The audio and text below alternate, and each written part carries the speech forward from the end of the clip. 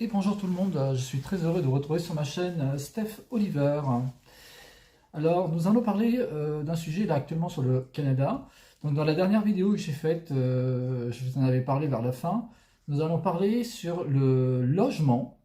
J'avais fait une vidéo il y a à peu près 10 mois, 11 mois de ça, pour comment se loger au Canada en 2023. Donc là je vais faire le même sujet, mais pour 2024. La seule différence qu'il y aura, contrairement avec la première vidéo que j'avais fait sur le logement, c'est que là, je me suis basé essentiellement que sur le marché locatif. Alors que la première vidéo que j'avais faite, je m'étais basé sur le marché locatif et aussi les prix de vente. Là, je fais essentiellement que le marché locatif, donc sur l'ensemble, bien sûr, du territoire canadien.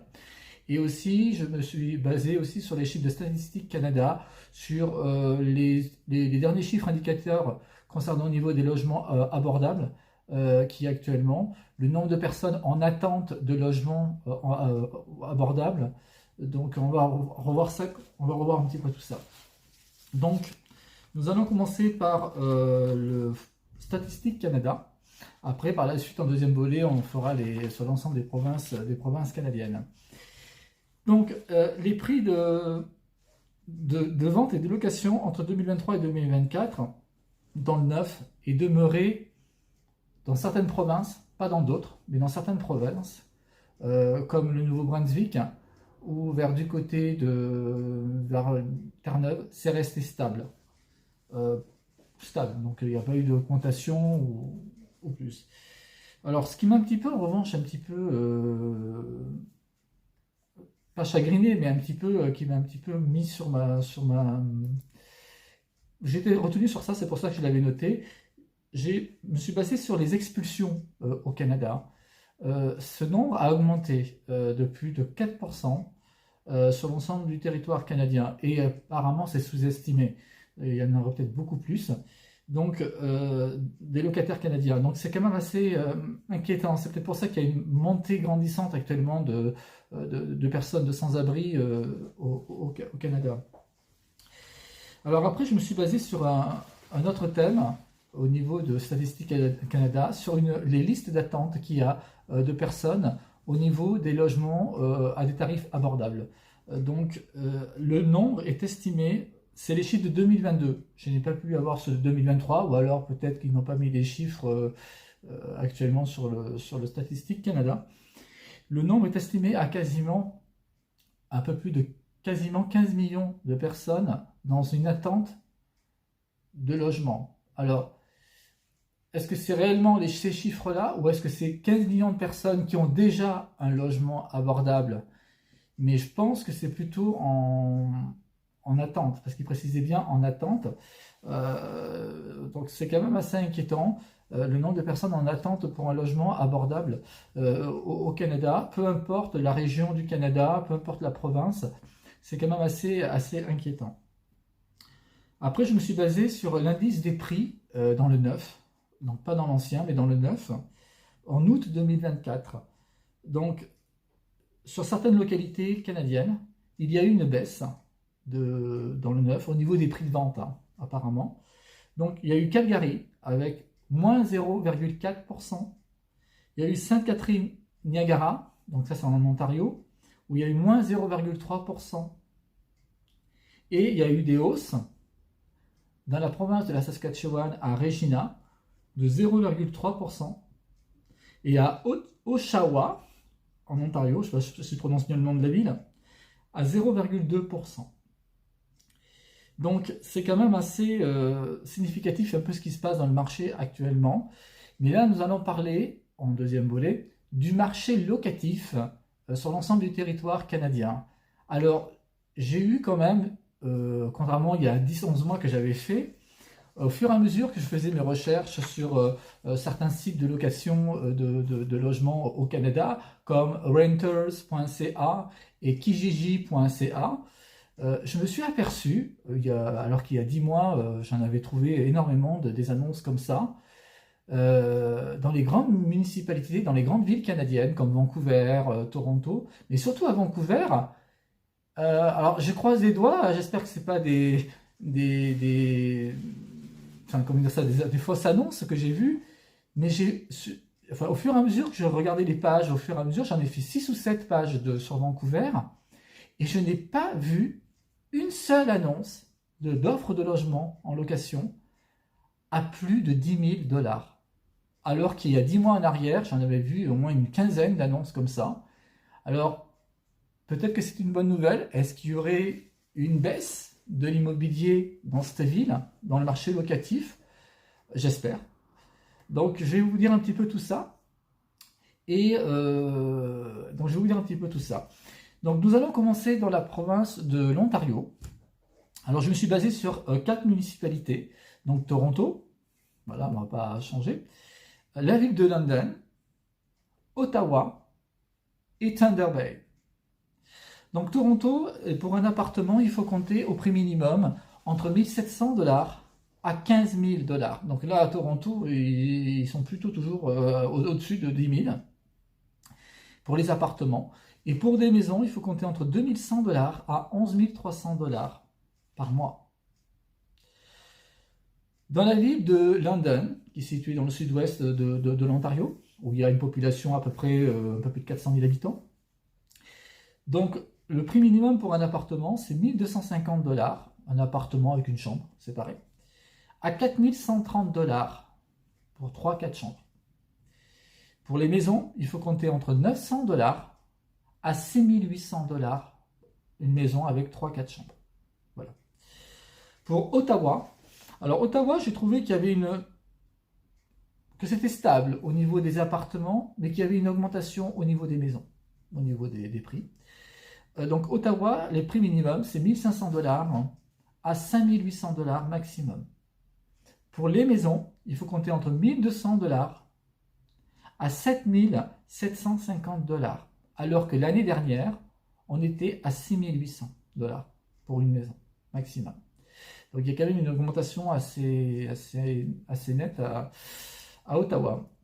Et nous allons continuer avec la dernière, avec Thunder Bay, qui est située dans la partie nord, mais nord-ouest de la province de l'Ontario. Donc là, c'est une petite ville de 120 000 habitants. Donc Thunder Bay, j'ai vu les prix de départ pour un appartement, 1 200 $ à 2 000 $ maximum. Et pour les maisons, entre 1 220 $ à 2 100 $. Donc là, ça reste encore correct pour se loger dans cette ville. Donc nous allons continuer maintenant dans la province du Québec. Alors là, je me suis basé sur 3 municipalités. Montréal, Trois-Rivières, qui est située entre la ville de Québec et Montréal, et la ville de Saguenay, Lac-Saint-Jean. Donc Montréal, les prix départ sont à 1 140 $ et ça peut aller à 5 800 $ maximum pour un appartement. Pour les maisons, il faut compter entre 1 600 $ à 6 000 $ maximum. Un appartement avec 3-4 chambres. Enfin, une maison avec 3-4 chambres, excusez-moi. Pour Trois-Rivières, il faut compter entre 825 $, prix minimum pour un appartement, un simple appartement, à 1 900 $ maximum. Pour les maisons, il faut compter entre 1 000 $ à 2 000 $ maximum pour des maisons à Trois-Rivières.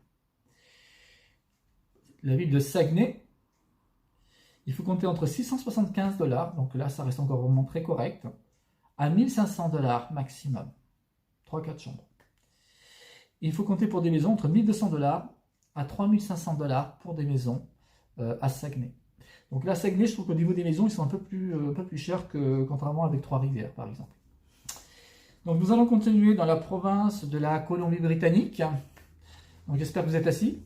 J'ai mis un peu d'humour, mais bon voilà. Mais il y a quand même des bonnes nouvelles en Colombie-Britannique. J'espère que franchement, c'est ce que je disais au début de la vidéo, j'espère que vraiment, qu'il y a vraiment une baisse, parce que ça serait vraiment bien.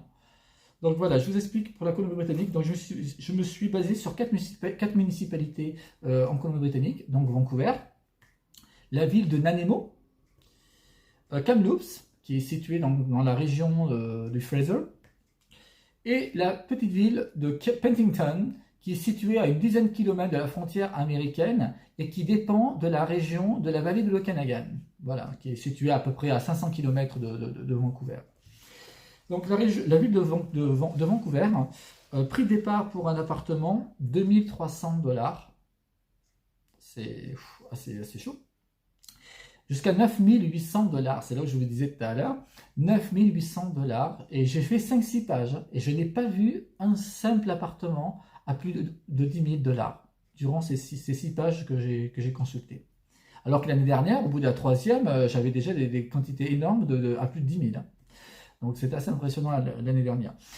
Et pour les maisons, il faut compter entre 2800 $ pour des maisons à 10 800 $. Mais les maisons ont quand même bien diminué parce que l'année dernière, on était quasiment entre 12 800 à 13 000 $ l'année dernière. Donc il y a quand même une diminution. Et ce que j'ai remarqué dans certains sites, que ce soit kijiji.ca ou renters.ca, j'ai remarqué qu'ils offraient, pour toute personne qui louait un appartement, on leur offrait le premier mois, voire même les 3 premiers mois de loyer.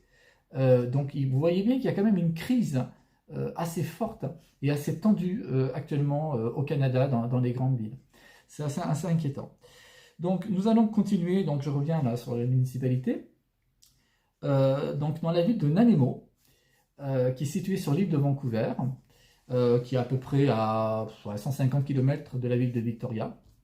Donc Nanaimo, les prix de départ, il faut compter entre 1670 $, il faut compter 1670 $ à 2800 $ pour un appartement, et pour les maisons, entre 1500 à 3700 $ par mois pour une maison avec 3-4 chambres.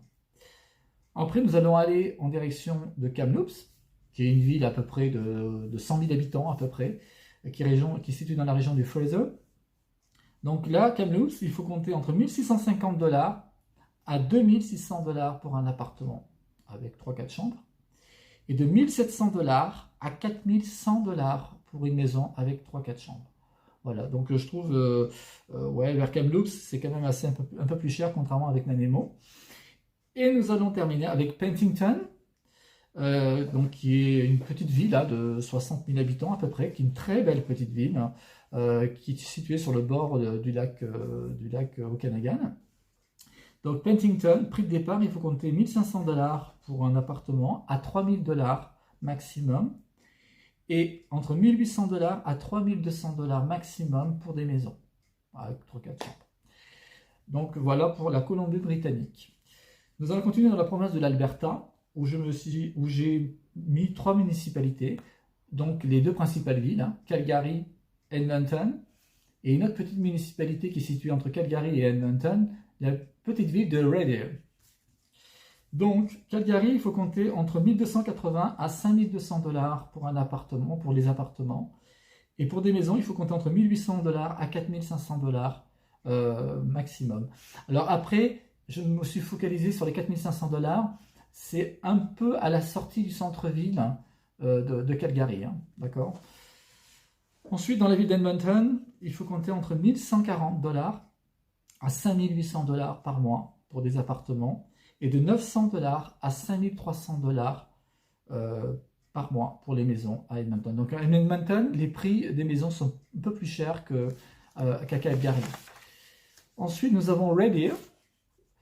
Donc le prix de départ, c'est 700 $ à 1990 $ par mois pour des appartements. Et ça peut aller entre 650 à 2200 $ pour des maisons. Ça reste encore correct au niveau des prix de l'immobilier, en prix de départ, mais même au prix au plus fort. Ensuite, nous allons aller dans la province du Manitoba. Donc j'ai fait 2 municipalités, Winnipeg et la ville de Brandon. Donc Brandon, c'est à peu près 40 000 habitants, c'est à peu près à 200 km de Winnipeg à peu près. Donc Winnipeg, les prix de départ, c'est entre 850 à 2300 $ maximum pour des appartements, et entre 1700 $ à 3200 $ pour des maisons. À Brandon, il faut compter 850 à 1500 $ pour des appartements, et entre 700 $ à 3000 $ pour des maisons à Brandon. Nous allons aller dans la province de la Saskatchewan. Donc la Saskatchewan, ça demeure un peu dans certains coins comme à Regina, où les prix restent encore un petit peu stables. Mais à Saskatoon, contrairement il y a 10 mois que j'avais fait une vidéo, je trouvais qu'à Saskatoon, les prix avaient tendance vraiment à monter. Donc, Saskatoon, il faut compter entre 800 à 2400 dollars pour des appartements. D'accord? Et pour des maisons, il faut compter entre 700 à 2600 dollars pour des maisons. Regina, il faut compter entre, pareil, 800 dollars prix de départ, 2000 dollars maximum pour des appartements, et entre 575 dollars à 2300 dollars pour des maisons à Regina. Et nous allons faire Prince Albert. Il faut compter à peu près 750 à 1280 dollars pour des appartements et 1400 à 4250 dollars pour des maisons. Donc à Prince Albert, au niveau des maisons, c'est beaucoup plus élevé que dans les deux principales villes. Voilà. Alors peut-être est-ce que l'offre est plus limitée à Prince Albert qu'à Regina et à Saskatoon. Peut-être que c'est ça, je pense. C'est pour ça que les prix sont un peu plus élevés à Prince Albert. Nous allons continuer donc dans la province de la Nouvelle-Écosse. Donc à la Nouvelle-Écosse, j'ai fait 3 municipalités. J'ai fait Halifax, Dartmouth, qui est situé juste en face de la ville d'Halifax, et Cheticamp. Alors Cheticamp, je l'ai choisi parce que, je fais un petit clin d'œil, parce qu'elle a été choisie pour un programme d'immigration pour accueillir les francophones. Donc j'ai fait un petit clin d'œil voilà, pour cette municipalité. Donc Halifax, malheureusement, c'est très cher. Donc le prix de départ, il faut compter 1820 dollars à Halifax. Ça commence à devenir très inquiétant cette ville. Et ça peut aller jusqu'à 6100 dollars, alors que l'année dernière, on était à 5800. Voilà, de 5800, c'est passé à 6100 dollars pour des appartements au maximum. C'est assez inquiétant ce qui se passe là-bas. Et ce que j'ai remarqué aussi dans la plupart des annonces, j'ai oublié de le dire un peu pour les autres provinces que j'ai faites avant, c'est qu'il y a beaucoup d'appartements à l'heure actuelle en sous-sol. Alors, c'est des appartements où il n'y a pas de vis-à-vis dehors, c'est carrément dans la cave hein, depuis 10 mois. Et prix de départ, il faut compter 1600 dollars pour des appartements en sous-sol. Hein. Je tenais à faire une petite parenthèse. Donc après, pour des maisons à Halifax, voilà, je reviens sur Halifax, il faut compter 1930 dollars à 6900 dollars maximum. Je vais dans la ville de Dartmouth. Donc il faut compter entre 1780 à 5800 dollars par mois pour des appartements. Et pour des maisons, il faut compter entre 1870 à 10 100 dollars par mois. J'ai été vraiment surpris. J'ai vu que une ou deux annonces comme ça supérieures à plus de 9000 dollars. J'ai été assez surpris. Hein. Et je vais vous faire la ville de Cheticamp. Alors, Cheticamp, je ne vous fais que les maisons. Je n'ai pas trouvé d'appartement.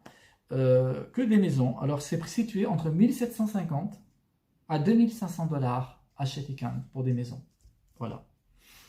Nous allons aller dans la province du Nouveau-Brunswick, où je me suis basé sur 2 municipalités, donc Fredericton et Saint-Jean en français. Donc Fredericton, les prix de départ sont à 1250 à 2400 dollars maximum pour des appartements, et entre 1300 à 3000 dollars maximum pour les maisons. À Saint-John, prix de départ, c'est 950. Et ça peut aussi remonter des fois assez régulièrement au-dessus de 1000, mais c'est entre 1030 et 1050 dollars, prix minimum. Hein, et ça peut aller jusqu'à 2750 dollars maximum, un appartement avec 3-4 chambres. Pour les maisons, il faut compter entre prix départ 1250, prix maximum 3100 dollars maximum pour Saint-John. Nous allons aller dans la province de l'île du Prince-Édouard. Donc là, je me suis basé sur 2 municipalités, Charlottetown et Summerside. Il faut compter prix minimum 800 dollars pour un appartement à 3800 dollars maximum pour un appartement et entre 1800 dollars à 4000 dollars maximum pour des maisons à Charlottetown. Summerside, il faut compter 1200 dollars prix de départ. Déjà, l'offre au niveau est plus limitée là-bas à Summerside. C'est une petite ville, hein, il y a à peu près 15 000, 18 000 habitants. Donc l'offre est limitée au niveau des petites surfaces là-bas. C'est beaucoup des grosses surfaces qu'ils ont à Summerside. Donc 1200 dollars à 3200 dollars maximum pour des appartements. Et il faut compter entre 1400 à 2500 dollars pour les maisons. Donc là, c'est moins cher pour des maisons côté Summerside que du côté de Charlottetown. Voilà. Et nous allons regarder la dernière province qui est Terre-Neuve et Labrador. Donc là, j'ai fait 3 municipalités. J'ai fait St. John's, Labrador City et Corner Brook. Alors, St. John's, les prix sont basé, prix de départ 800 $ à 4500 $ pour des appartements, et entre 1350 à 3800 $ maximum pour des maisons. À Labrador City, alors j'ai pas vu beaucoup d'offres à Labrador City, c'est un petit coin, hein, Labrador City, qui est situé dans la partie du Labrador, mais pas du côté de Terre-Neuve. Et là-bas, j'ai vu un appartement, enfin une maison avec 3 chambres à 3500 $ par mois. Voilà. Et Corner Brook, donc c'est une ville un peu importante quand même, hein, Corner Brook. Donc le prix de départ pour un appartement, c'est 900 $ et ça peut aller jusqu'à 1800 $ maximum. Et pour les maisons, il faut compter entre 1400 $ à 2600 $ maximum pour des maisons à Corner Brook. Donc, moi, voilà, je vous ai fait un petit peu le tour globalement sur l'ensemble du territoire canadien. Bon, je n'ai pas fait le Grand Nord canadien, mais je vous peux le dire en bref. Dans le territoire de Yukon, le territoire du Nord-Ouest et le territoire de Nunavut, mais surtout dans le Yukon, les prix se rapprochent approximatifs, hein, comme dans la province de la Colombie-Britannique, voilà. Et pour les territoires du Nord-Ouest, c'est pareil, comme en Colombie-Britannique, les prix dans le marché locatif.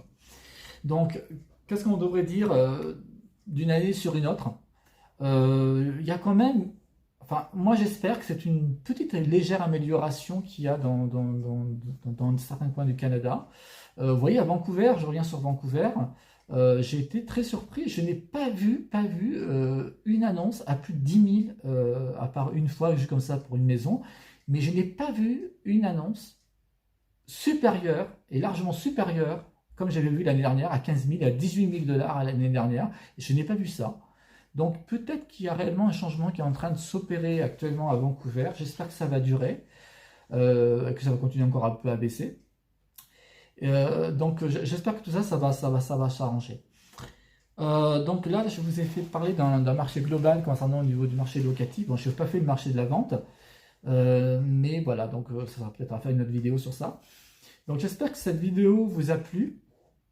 Là actuellement, je n'ai pas trop de thème pour une prochaine vidéo donc sur le Canada. Mais si éventuellement il y a des changements qui se font actuellement au Canada concernant sur le plan politique, sur le plan de l'immigration, je referai une vidéo et puis voilà, je vous tiendrai informé des prochains éventuels changements qu'il y a actuellement au Canada. Donc je vous souhaite à tous une bonne journée et puis je vous dis à une autre vidéo sur le Canada. Au revoir.